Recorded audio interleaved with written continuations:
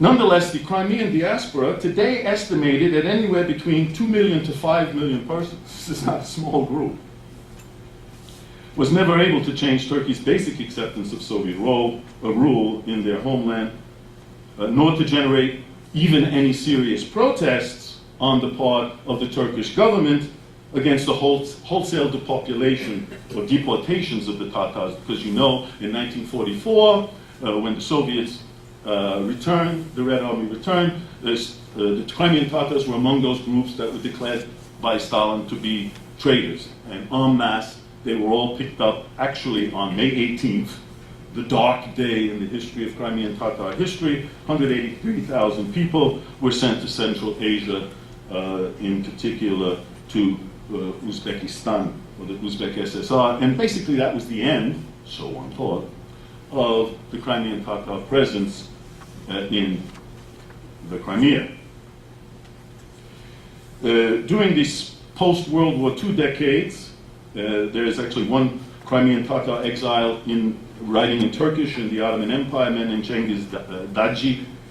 He managed to keep the memory alive of the Crimea in the minds of his increasingly Turkified Crimean Tatar countrymen. Large assimilation was the norm, as it is in other diasporan countries.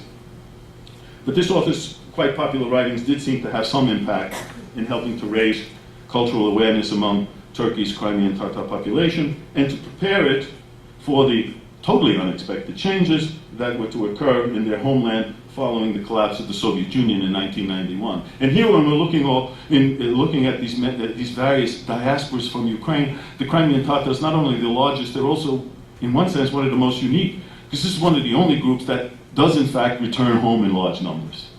And we've seen this phenomenon precisely during the period of independent Ukraine, when they have been allowed, and in fact do, with great difficulty, I might add, return from Uzbekistan primarily to the Crimea, where there are now, one have to look at my book in the back, it's either 250,000 or 400,000, but their numbers are in fact steadily increasing. The next numerically significant other diaspora from Ukraine are the Jews.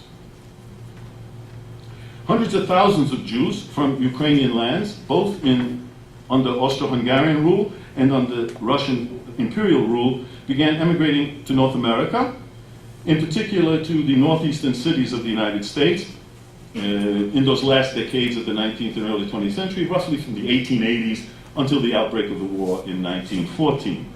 Already during those early decades, just like ethnic Ukrainians in North America, the Jews founded numerous organizations that are known as Landmannschaften, the Yiddish term, that brought together immigrants from specific communities. For example, by the 1940s, there were in the United States as many as 31 separate organizations of Jews from the city of Odessa alone. So just Jews from Odessa had 31 separate Landsmannschaften. And they were among the nearly 800 groups that formed an umbrella body known as the National Conference of Ukrainian Jewish Organizations. This national conference was particularly active in trying to help the relatives of its members in Soviet Ukraine during World War II through the Jewish Council for Russian War Relief, as it was known. Now, a few prominent Jews from Ukraine have been able to maintain contact with the non-Jewish culture of their geographic birthplace, which, by the way, they almost inevitably refer to as Russia. This has been particularly the case with musicians. So, and if you are in the musical world, you'll know names like the world-renowned violinist from Odessa, Nathan Milstein, the Kiev-trained piano virtuoso Vladimir Horowitz, who, by the way, after 6 decades of living abroad and finally was able to fulfill his dream during the late 1980s by returning home to what he called My Russia. Others had professions which enabled them to have ongoing direct relations with Ukraine, even during the years of Stalinist rule, when contacts with the West were severely restricted. Another Jew from Ukraine, Saul Hurok, maybe some of you remember from the 1950s and 1960s, especially in the 1960s, when during the era of détente, the first step in détente was to bring the Bolshoi ballet and the Moiseyev dancers and other cultural troupes.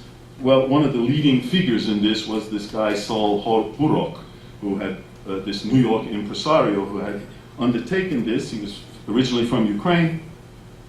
Even more prominent from Ukraine was Armin Hammer, an American-born member of a family of successful entrepreneurs in pre-World War I southern Ukraine, and himself a wealthy businessman who actually befriended Lenin, and after the war invested in industrial development after the First World War in the Soviet Union, that is in the 1920s, and then again even after World War II.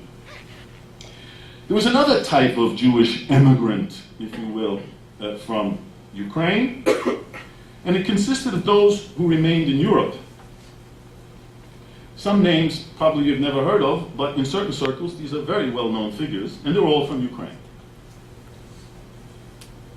I have in mind French novelist from Kiev, Irene Nemirovsky, French painter and fashion designer born near Kremenchuk, Sarah Stern-Terk, better known as Sonia Delaunay, the British publishing magnate and Labour Party member of Parliament, Ludwig Koch, who was a native of Transcarpathia, better known as Robert Maxwell. It's the same infamous Robert Maxwell who was found dead 10 years ago, having allegedly fallen off his yacht. But still made it to be buried on the Mount of Olives in Jerusalem. And this is exceptional. Maybe because he's from that area where we always figure out something. Also, by the way, just recently in the last couple issues of the New York Review of Books, there was reference to the leading Brazilian novelist, a woman named Clarice Lispector, who was actually of Jewish background, born in Ukraine.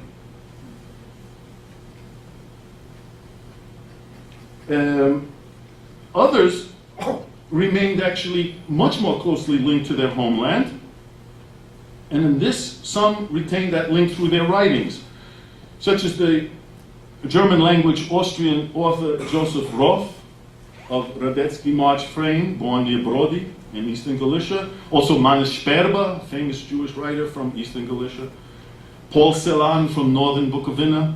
All of them emigrated and spent most of their life. Actually, Paris was kind of a focal point for them. Of course, most of their writings are filled with these themes inspired by their birthplaces, small Jewish shtetl in Ukraine. Others like Simon Wiesenthal, a native of eastern Galicia, set up in Vienna after World War II a documentation center devoted to research on the Holocaust and the worldwide pursuit of Nazi war criminals. This is actually someone from Ukraine. Now, these musicians, business people, writers, and civic activists were the exception. And that is with regard to their views of their ancestral homeland, whatever they may have called it.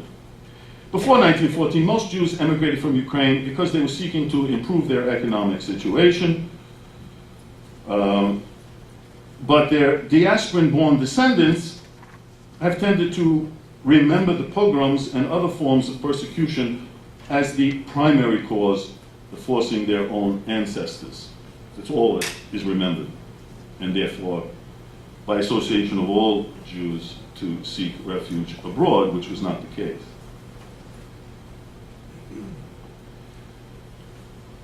This view in the Jewish diaspora of the ancestral homeland in Ukraine, as well as other parts in Central and Eastern Europe, became clouded further by the massive destruction of entire families and communities during the World War II Holocaust. And as a result, today the popular image of Ukraine among people of Jewish heritage living in North America and other countries tends, on the whole, to be negative.